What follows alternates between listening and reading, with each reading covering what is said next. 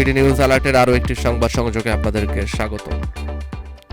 বিদেশে আওয়ামী লীগ নেতাদের রাজকীয় ঈদ, দেশে বিপাকে কর্মীরা।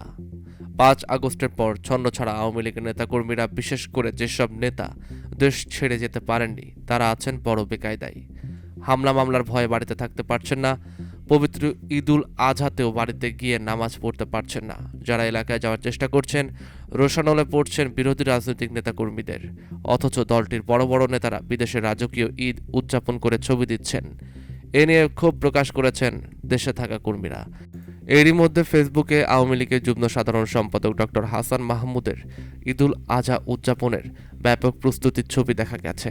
দলটির প্রেসিডিয়াম সদস্য সাবেক মন্ত্রী আব্দুর রহমানও মার্কিন যুক্তরাষ্ট্রে ঈদ উদযাপন করবেন। তার মতো বিভিন্ন দেশে অবস্থানকারী নেতারাও আছে খোশ মেজাজে, অথচ কর্মীদের অভিযোগ তাদের খবরও রাখছে না কেউ। জানা গেছে দলের সভাপতি ও সাবেক প্রধানমন্ত্রী শেখ হাসিনাও ভারতে ঈদ উদযাপন করবেন।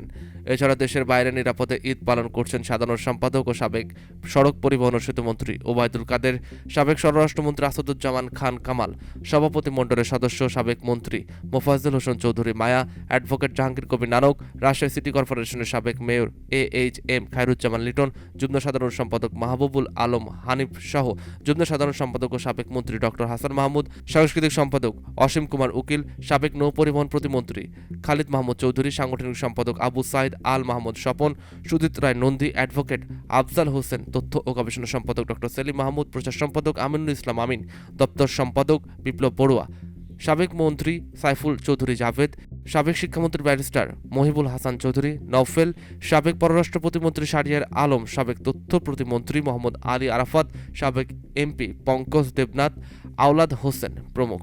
নাম প্রকাশ না করার শর্তে সাবেক ছাত্রনেতা ও আওয়ামী লীগের একজন কর্মী বলেন, আমরা দেশে নানান জায়গায় পালিয়ে বেড়াচ্ছি, পরিবার পরিজন থেকে বিচ্ছিন্ন, নিজেরা ঈদগাহ যেতে পারছি না, নেতারা আমাদের সঙ্গে যোগাযোগ রাখে না, আমরা ফোন দিলে ধরে না, অথচ তারা বিদেশে বসে রাজকীয় ঈদ উদযাপন করে সেলফি দেবেন। কর্মীদের সঙ্গে তো এটা মশকরা করা হবে। আওয়ামী লীগ কর্মী সোহাগউদ্দিন জাগো নিউজকে বলেন, আল্লাহ পাকের অশেষ রহমতে সুখ দুঃখ মিলিয়ে পরিবার পরিজন, দলীয় নেতা কর্মীদের সঙ্গে কুশল বিনিময় ছাড়া এবারের ঈদ কাটছে। প্রিয় পরিবার ও দলীয় নেতাকর্মীদের অনেককে মিস করব। সামিউল আলম সাকিব নামের একজন বলেন, গত 5 আগস্ট আওয়ামী লীগ ও অঙ্গ সংগঠনের নেতাকর্মীরা বিভিন্ন হুমকির শিকার হয়ে পলাতক ও দেশ ছাড়া, কেউ বাড়ি ছাড়া হয়ে আছে। সবাই যখন ঈদে মা বাবা পরিবার পরিজন নিয়ে ঈদে ব্যস্ত, তখন ছাত্রলীগ নেতাকর্মীরা চার দেওয়ালে আবদ্ধ থাকবে।